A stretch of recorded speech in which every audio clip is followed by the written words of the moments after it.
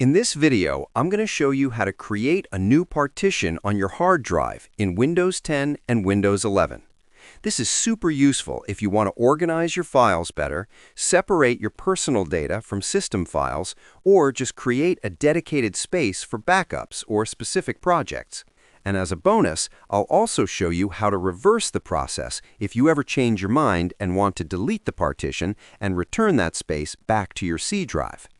This process is completely safe when done correctly, and I'll walk you through every single step. If you're new here, I create easy-to-follow tech tutorials just like this one. Go ahead and hit that subscribe button and ring the notification bell so you don't miss any future videos. All right, let's get started. First, let's check your current hard drive setup and see what we're working with. Click on File Explorer when it appears. I am already in File Explorer. Once File Explorer opens, look at the left sidebar and click on This PC. Now look at the Devices and Drives section. You can see all your current partitions here. In my case, I can see a C drive with about 318 gigabytes free space. This is my main system drive where Windows is installed.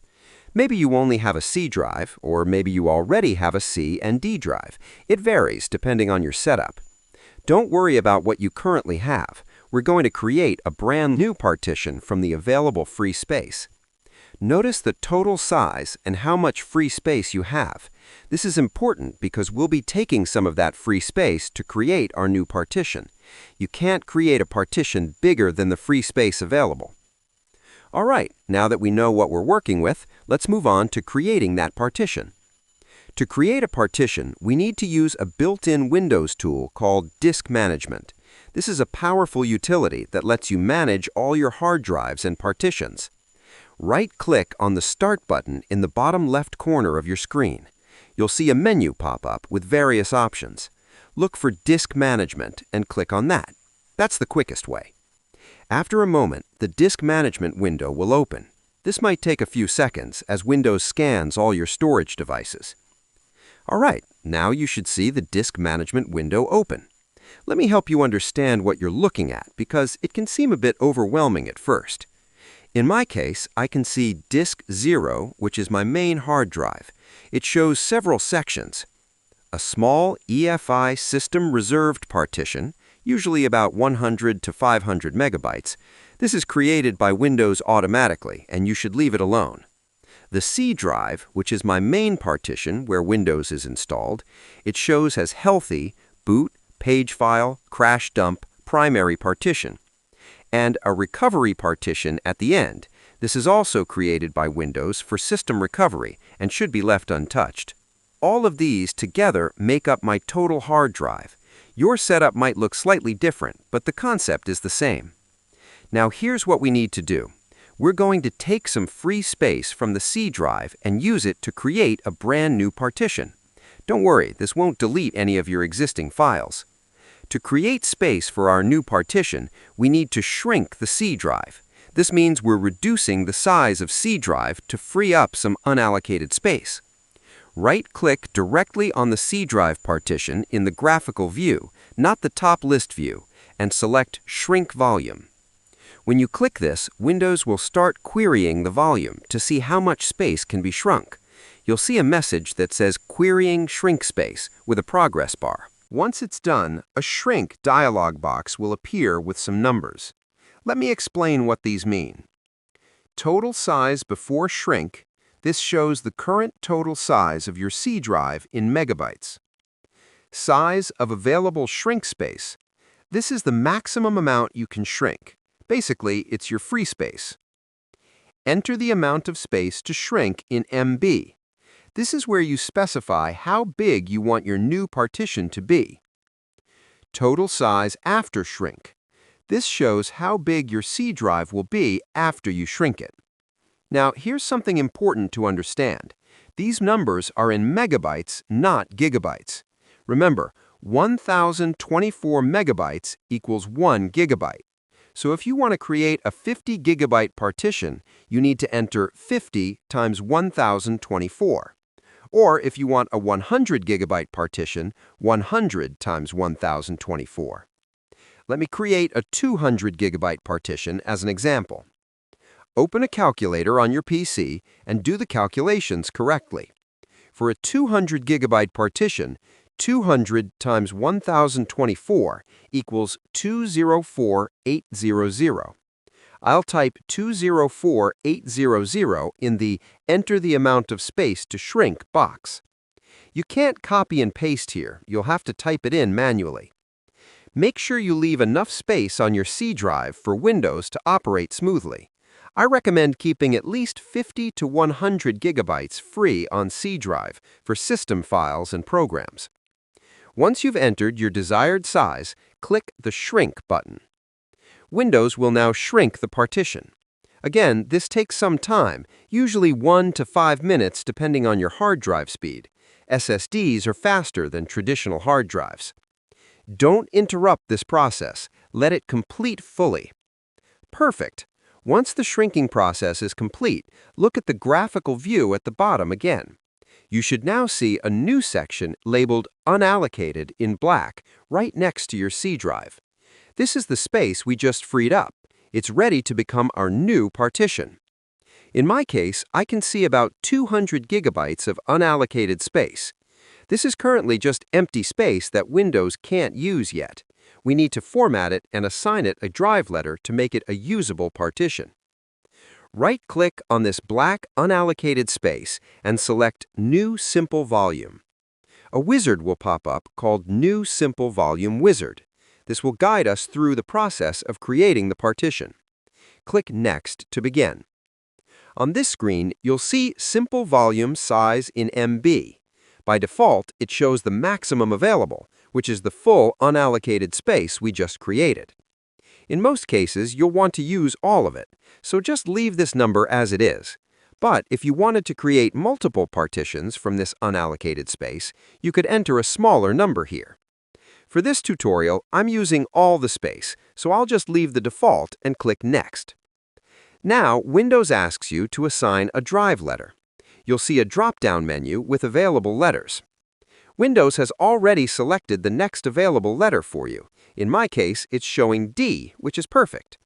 You could change this to E, F, or any other available letter, but D is the standard choice for a second partition. Let's stick with D. Click Next to continue. This is an important screen. Here, you need to choose how to format the partition. Make sure the following options are selected. File System. Choose NTFS from the drop-down. This stands for New Technology File System, and it's the modern standard for Windows. If you see FAT32 selected instead, make sure to change it to NTFS. NTFS supports larger files, better security, and is more reliable. Allocation unit size? Leave this as default. Volume label. This is the name of your new drive. By default, it says New Volume, but you can change this to anything you want, like data, storage, backup, media, or whatever makes sense to you. I'll change mine to Data Drive. Make sure this checkbox is checked.